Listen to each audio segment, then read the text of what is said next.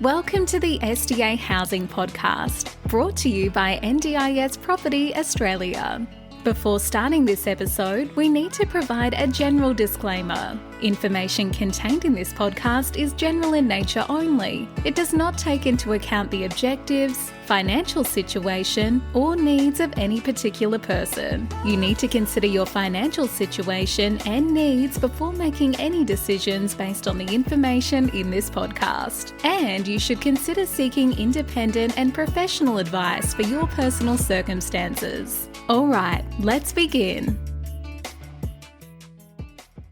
Hello everybody, my name is Min and I'm your host today from NDIS Property Australia here in Brisbane, and you're listening to the SDA Housing Podcast, a show that explains, highlights, guides and brings awareness about all things in SDA to you, the listener, about this ever-changing NDIS world. Today's topic is about Tasmania and Hobart specifically, and joining to us is our guest speaker, our regular guest speaker who we can't get rid of, Robert Maxwell from Melbourne. Hello, Rob. Hi, man. Hi, everyone. Happy to be back speaking about Tassie this time. Yeah. So one of the things we've ever discussed in the past 3 months or so, Rob, is Tasmania and Hobart. And this is a great time for us to promote this because we've been wanting to get into this market for a while now. Rob, can you explain to us what the opportunities lie ahead of us for our listeners about this untapped market in Tasmania? Yeah, well, that's the key question. At the minute, Tassie is very much in its infancy with the NDIS SDA housing. There's very little, if not any, currently in operation. There might be a few that are starting to be built now. So that we know that there's demand. There's currently, according to our records, 4 recently built brand new SDA builds, and they are 2 robust and 2 fully accessible, and that's it. Okay, which compared to the rest of Australia is minimal. So that's the opportunity to build these properties now where the risk of tenancy, vacancy will be very low because there's obviously significant demand in Tassie that you'll be able to talk to in terms of the stats there, I'm sure. Looking at our stats and research here, there is about, Tassie. Rob, what are the main areas or cities or towns of Tasmania? Hobart's obviously the big one. For those of you in Melbourne, Sydney and Brisbane, Hobart's reasonably small. I think its population is around 150,000. Beautiful city. Then you've got Launceston up in the northern tip of Tasmania, which again is another city that's done very well property-wise over the last 7 or 8 years. And there's a few other smaller cities, Devonport, in between the two. But the main areas are Hobart, Launceston, and probably Devonport in terms of the opportunities for this, particularly Hobart. Well, the numbers for Hobart with regards to demand is about 180 participants in SDA dwelling. So there is demand for 180 participants in SDA dwellings. And they are mostly currently living in group homes and legacy homes. So for all our listeners who don't know what that is, that's basically under the older scheme. So prior to the NDIS rolling out around Australia, the state government would have been looking after these participants in their own state model with regards to disability, whatever that's called. It's called differently in different states. And there is a reasonable number of potential opportunities for our investors to look into, because the goal to SDA with investors really is acquisition of land at a lower price and build as quickly as possible before the prices go up, obviously.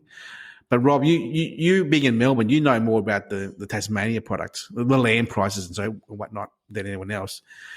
Traditionally, what have been the land prices been like down in Melbourne, in Tasmania, the last few years? Tassie in the last probably 6 years has been the best performed property market in the traditional sector in Australia. It was highly undervalued versus Melbourne, Sydney 6 years ago. And so a lot of investors have gone down there, and obviously a lot of people have also decided to have a sea change and move to Hobart. So it has gone up a lot, but it is still roughly probably half the price for land in Hobart versus the equivalent in Melbourne. To give you an idea, we've got a couple of packages in a suburb called Clarendon Vale, which for anyone who knows, Hobart is on the eastern side of the Derwent, so you have to cross the big bridge from Hobart. And anyone who follows cricket, it's near where the Bellerive Oval is. So it's still in reasonable close proximity to the centre of Hobart. It's about a 20-minute drive and about 10 kilometres. And the land there is about 250,000. So you compare that to Melbourne and Brisbane, where you're looking at 400 to 450,000 for land in the outskirts. That's where the opportunity here lies, in that the packages, even for high physical, are coming in at about $779,000 for a 4-bed, which is probably $200,000 to $250,000 under the other areas that we're looking at, except for probably not on a comparable basis to Perth. Rob, what's the size of that land for that kind of number, 240K? That's still to be confirmed, but it's at least 12.5 metres wide. I think it's about 350 to 400 square metres. Some of the blocks down there are a bit bigger than what's being supplied in Melbourne, so they could be up to 500 square metres and just be a little bit more expensive. I guess if investors want a lower price in Tassie, look at Launceston and Burnie and other areas around Hobart, around Tasmania, which are away from the metro areas as well. I guess, Launceston's probably high 100s to 200 for the equivalent size, so you're probably going to be looking at about 50,000 less for a package in Launceston. Yeah. At the moment in Hobart, there is 128 dwellings. 39. These are estimated supply coming out. Actually, is it supply? This existing legacy, new and pipeline builds. So 39 houses or dwellings in improvability, 10 in fully accessible, 7 in robust, and 72 being basics. Basic being those legacy homes, pretty much. So there's no high physical support. And I would dare say that the 7 robust there in Hobart are really the legacy homes as well. So only 2 new robust and 2 fully accessible. So Rob, tell me more. So they're the numbers there with regards to existing there, and we know that as new product comes out, then the participants in those older dwellings will definitely move over to a better choice product, like a 3 or 4 bedroom house. This house you're looking at here in Rockingham Drive in Clarendon Vale. Tell us more about the floor plan there. What do you think about that? It's floor plans similar to ones that we've offered in Melbourne. It's a 4-bed, 2-bath option. It's 207 square metres. So we would suggest 2 high physical participants, not 3, to be conservative, and the extra bedroom could be used as an extra living area, and then of course you've got the 4th bedroom that can be used as the on-site carer's room. The builder that our partner is contracted down there is called SJM Property Developments in this particular case. Their website for anyone who's interested is sjmpd.com.au. Our partner, who is a consultancy firm that finds and does the due diligence on builders, and then also has the relationships with providers down there. So they're acting as our feet on the ground down there and putting together the areas that are suitable. And they've come up with Clarendon Vale as being a suitable area with high demand. The builder looks like they've got a lot of awards. They've done a lot of high-end housing in the past, over 1,000 homes over the last 15 years. So they're a good, solid builder that's agreed to build these NDIS homes based on the plans. For those who will get the actual package that we've got, you'll see that it looks high-end in terms of the finish and the fittings and the fixtures. There's a lot in the home as optional extras that are included. So we're confident that the risk with these is low. We assume, we have to confirm that the build time is probably similar down in Hobart to what it is in Melbourne. That's still to be confirmed. So you're probably looking at 12 months all up minimum to build this property. However, in Hobart, what they're looking for, and in this particular instance, it is titled land. So there wouldn't be the waiting time for land to title. It's just the settlement terms, which could be 30 days or 60 days, and that can be negotiated between the two parties. One question one of my clients asked me was the floor plan there. Well, first of all, it's 4-bed, 2.5 bath. So it's a large powder room, toilet, with the ensuite and the main communal. So it's 2.5 toilets there, or 3 toilets, 2.5 bathrooms. Rob, I want to make mention of here. When you think as a normal investor, 4-bed, 2-bath, 2-car, you're assuming 4 people in the house, which is 1 carer and 3 participants. And the comment of, well, it's only 2 bathrooms. Isn't that not enough bathrooms in a house, so to speak? And that's right in the traditional. That's correct in the traditional sense. But you got to remember, there's a carer here with 2 or 3 participants. The carer is not going to have 2 participants having a bath or a shower at the same time. They're not. That's the first comment. So you don't need. Although it'd be nice to have a 4-bed, 4-bath scenario design in a house. Yes, I understand that. We all know that.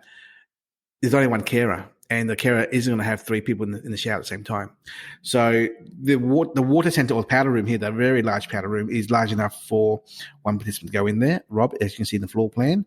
And the other bathroom across from it is a full proper participant bathroom with a shower and toilet there. And the ensuite has one there as well. So I'm quite happy and okay with the current design layout here, Rob. Do you share the same opinion? Yes, and really this particular design and location has been obviously done in consultation with the providers who have said that there is demand for it to be filled. So if they had an issue with it, they would have let us know.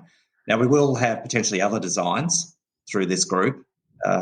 We've talked about the ones in Melbourne where you've got the hybrid design, you've got the robust. They might have a 3-bed, 3-bath. There's a few different designs that are being worked on going forward. This particular one is for these 2 initial packages that we've been able to access. A question I get often from a lot of people, Rob, is why don't we have 4-bed, 4-bath or 3-bed, 3-bath? And it's the land size, the lot size. I mean, right now here it says a 12.5 metre wide block. In an ideal world, if you want a 4-bed, 4-bath, 2-car HPS design house, you want a 15-metre wide frontage and roughly 30 long. But as you and I have discussed so many times, Rob, in the previous episodes, those big blocks don't exist anymore. The councils are cutting up the land smaller in land size, and everyone's fighting over the larger blocks. So we can't get the ideal blocks for our NDS designs builds at all. So we have to make do what we can. And in this case here, a 4-bed, 2.5 bath, 1-car floor plan layout at 207 square meters on a 12.5 meter wide block is the maximum we can do. And that's all we can, or that can be done on this block by this builder and endorsed by the providers, being the SIL provider and the housing provider as well. Yeah. Correct. Now, I'm envisaging maybe able to get a few bigger blocks in some of the other areas of Tassie, the more remote areas, but probably not in Hobart. Oh, sure. Yeah, exactly. I agree. In the meantime, Rob, can you explain to our listeners what the terms and conditions are with regards to if someone wanted to proceed with one of these types of packages in Hobart? Okay. In terms of EOI, contracts, finance, and so forth. This is very important, and this is the trend that we've found started in Melbourne, and it's now continuing down in Hobart and probably will for the rest of Australia. If you are considering buying one of these packages, you have to be very confident or sure that you have finance in place or other means of payment. The land contracts and the bill contracts, they are not allowing them to be subject to finance. So the investor has to be very confident that there's going to be no issues with them being able to fund the project. In terms of the timelines and the logistics, if it's a case like these 2 particular blocks where it's titled land that's probably a resale property, it's not through an estate, the general consensus is that there's a $5,000 deposit that needs to be put down on the land, and that needs to be done quickly to secure the land, and that is non-refundable. And that's payable immediately because they're selling straight away. So it's a market where the sellers have got the upper hand over the buyers. So there's a $5,000 immediate deposit on the land. Then 2 weeks later, the way it works with these providers is that you have to pay the NDIS certification fee up front as well, which in Tasmania is $6,600. That's 2 weeks. So there's a 2-week time frame on that to be paid. Then you've got the 10% land deposit as well that will need to be paid in that time frame as soon as possible once the contracts have been signed. Terms of settlement terms, usually it's probably going to be either 30 or 60 days from the point of the land contract. Mm-hmm. And then the 5% bill contract deposit needs to be paid at land settlement. So they're the timelines. Yep. Rob, is it normal for a vendor to ask for a 10% land deposit on a contract, even though they may be settling in 30 days or 40 days' time? I think it is now in the market. You might say it's different up in Brisbane, but certainly in Melbourne, that's the norm. And that's just continuing over to Tasmania here. These could change going forward, but at the minute, you just have to go along with what the market's asking for. And refundable or not? Well, the initial $5,000 deposit is technically not refundable, but as we've discussed, if we had another investor that was prepared to move in, maybe we could organise a deal there. But as we've discussed, the investor shouldn't be thinking that it's refundable because they have to make sure their finances in place and they have to be certain that they want to go ahead with these packages. So from a buyer's perspective, the $5,000 is non-refundable. The $6,600 amount is non-refundable. The up-and-coming 10% land deposit is non-refundable, right? And then we're settling. Yep. So the vendor and is 30, 45 days or whatever the date of settlement is, yeah. So if you are a buyer and you want to proceed with something like this, this is the market conditions of contracts, because we know that there's so many buyers just chasing after these kind of packages, which are provider-endorsed, provider-led, whereby the provider, housing provider and the care provider have been they're very keen to see this up and running, and the builder and the consultancy service want to ensure that the buyer is serious and not going to waste anyone's time. Okay, that's the ultimate goal there. So there's two there, Rob. There is potentially more in Hobart coming up, right? There should be more next few weeks. Our partner down there is looking for more land in consultation, I think, with this builder. All over Tassie, I think. All around Tassie? As far as I understand. And we've asked them to come up with more packages for us in different areas at different prices. So hopefully that'll happen over the next couple of few weeks. And we've discussed this in the past, but I think land is probably going to free up a little bit over the next 6 months and become a little bit easier to get based on the overall economic conditions we're in. Okay. Any final words of wisdom or advice for our listeners, Rob, about jumping into Tasmania and NDIS? Just that if you do the numbers, it obviously certainly adds up and is very attractive versus other areas of Australia at the minute, as we discussed. $200,000 to $250,000 less of a capital investment.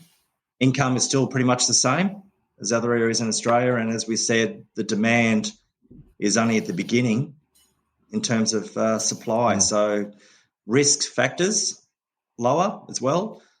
I also think even though Tassie has gone through a pretty good growth run over the last 6 years, because it is a lower entry point still, it probably is a lower overall risk in terms of the next 5 or 10 years with overall property prices as well. So it's a particularly good option. Yeah. From a risk point of view, we're providing a de-risked strategy by having it land as titled. That's number one. Having the providers endorsing it, provider-led packages. That's number two. Number three is there's no competitive stock out there to compete or fight over the participants for your house if you buy this, because there is zero HPS in Tasmania. That's number three positive there. Number four is we have a very good history of apparently this history of this builder is 15 years of positive reputation in the marketplace there. That's number four. I think that covers it, Rob. It really is. I mean, yep. That's compared to other locations around Australia, whereby there's uncertainty of land titles, uncertainty of builders, uncertainty of supply of product being dwellings coming out of the ground, uncertainty of participants being available. I think these ones in Hobart, Tasmania, are on the low risk end of the spectrum. Agreed? Yes. Well, it's in the capital city, Hobart, as well, so it's it's not a remote area. Yeah. Rob, thank you so much for your time. We look forward to seeing you on one of our podcasts coming up in the next week. No worries. Thanks, everyone. Bye, mate. Have a good day, and look out for those options in Tassie that we've got coming up.